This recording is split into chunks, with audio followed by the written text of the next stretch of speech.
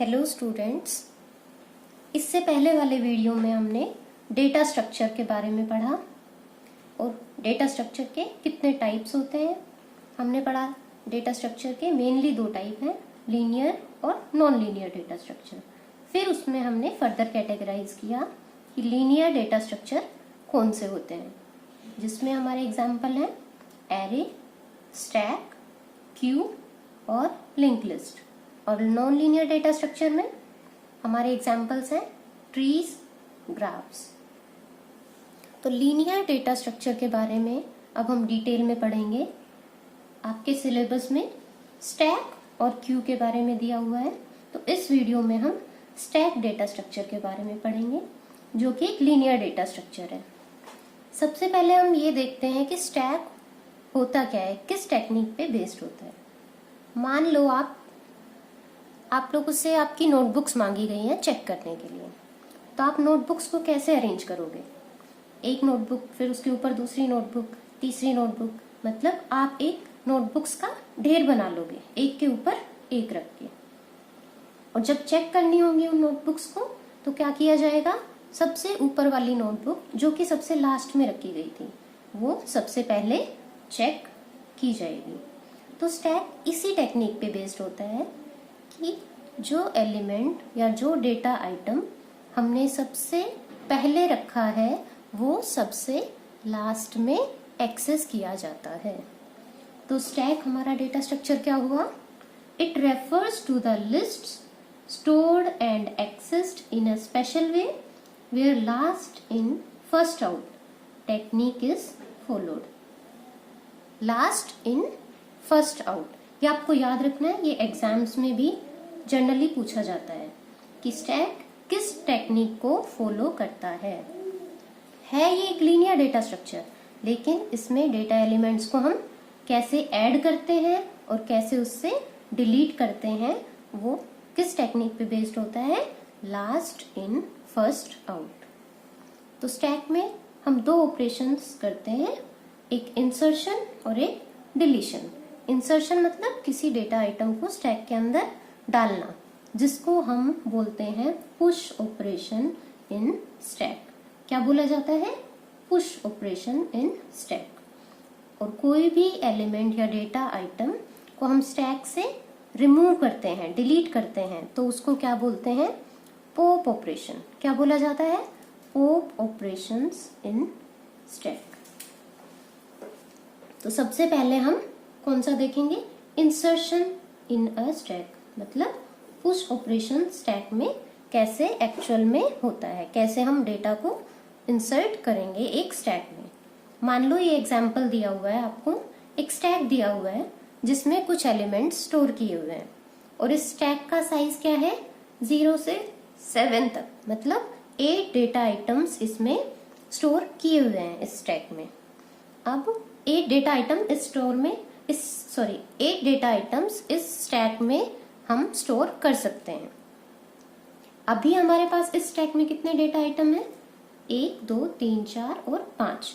अभी हमने 5 data items इसमें स्टोर किए हुए हैं और हम कुछ डेटा आइटम्स और इंसर्ट करना चाहते हैं, मतलब पुश ऑपरेशन स्टैक पे परफॉर्म करना चाहते हैं।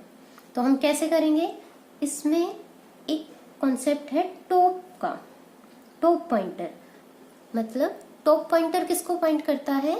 स्टैक का जो एंड होता है जिसमें लास्ट एलिमेंट स्टोर है, टॉप उसको पॉइंट करेगा। इस स्टैक में हमारा लास्ट डेटा एलिमेंट किस प्लेस पे स्टोर है? 4 नंबर पे, तो टॉप किसको पॉइंट करेगा? 4 को। कोई भी इंसर्शन या डिलीशन ऑपरेशन स्टैक में होगा वो टॉप एंड से ही होगा। In stacks insertion and deletion can take place only at one end, और वो एंड कौन सा है? हमारा टॉप। कौन सा है? टॉप। अब हम देखते हैं कि इस स्टैक में हमें एक नया एलिमेंट जो कि 17 है वो हमें इंसर्ट करना है, मतलब पुश करना है। तो हम कहाँ पे पुश करेंगे? अभी हमारा टॉप 4 है, टॉप की वैल्यू क्या है? 4। तो अगला आइटम इससे ऊपर ही इंसर्ट होगा, बीच में तो इंसर्ट हो नहीं सकता, क्योंकि स्टैक की प्रॉपर्टी है कि एक ही एंड पे हम डेटा को इंसर्ट कर सकते हैं। बीच में किसी जगह पे हम डेटा को इंसर्ट नहीं कर सकते।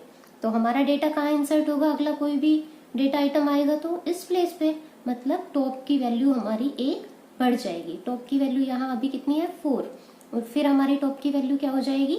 5, और हमारा इस पोजीशन पे नया एलिमेंट इंसर्ट हो जाएगा।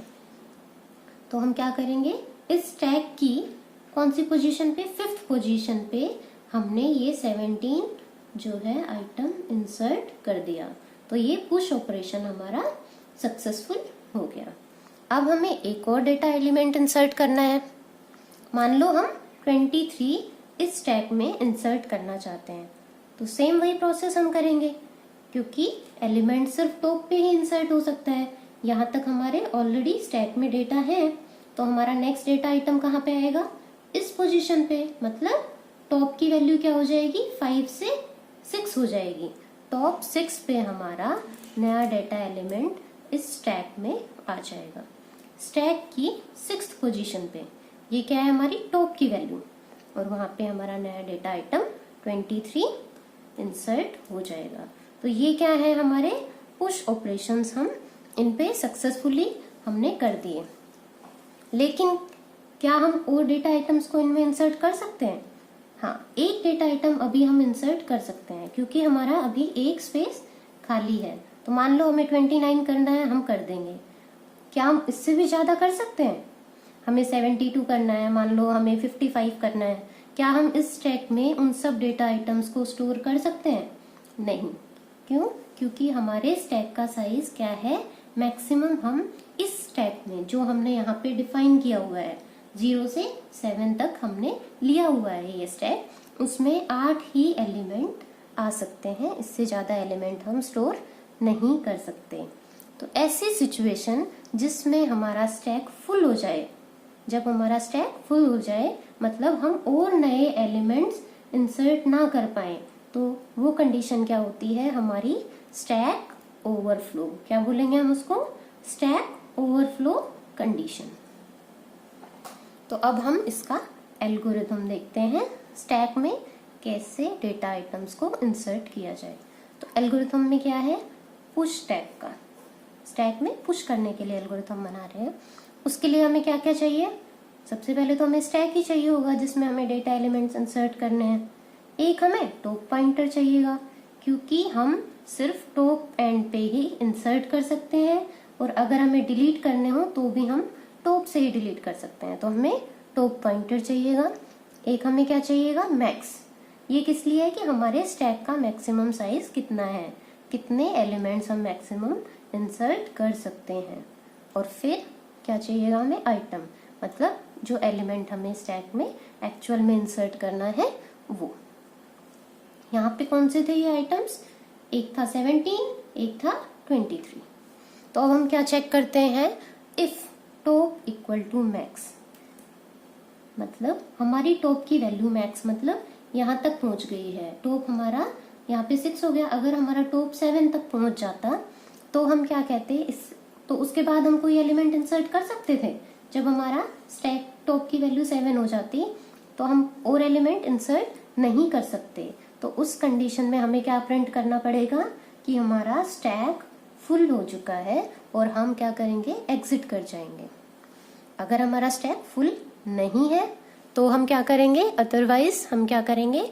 टॉप की वैल्यू को 1 बढ़ा देंगे और उस नई वैल्यू पे हम आइटम अपना इंसर्ट कर देंगे हमारे स्टैक में। ठीक है, जैसे हमने यहाँ पे किया। यहाँ पे हमारा टॉप 4 था, एक हमें नया आइटम पुश करना था 17, तो हमने क्या किया? टॉप की वैल्यू 4 से हमने 5 कर दी और हमारे स्टैक के 5th पोजीशन पे हमने 17 आइटम इंसर्ट कर दिया।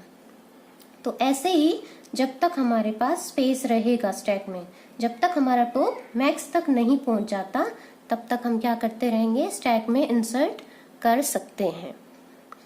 और अगर मैक्स पे पहुंच गया तो हम क्या स्टेटमेंट प्रिंट करवाएंगे?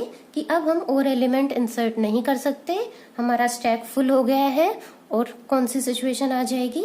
स्टैक अब इसके बाद क्या हो जाएगा? ओवरफ्लो। अगर हमने और एलिमेंट इंसर्ट किए तो वो इंसर्ट नहीं होंगे, वो स्टैक हमारा ओवरफ्लो हो जाएगा।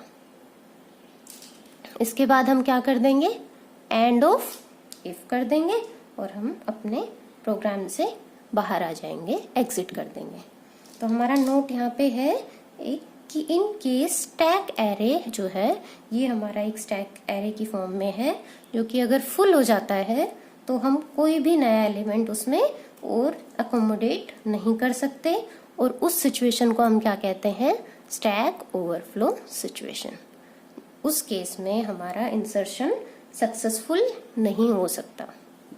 ठीक है, इस वीडियो में इतना ही। Thank you.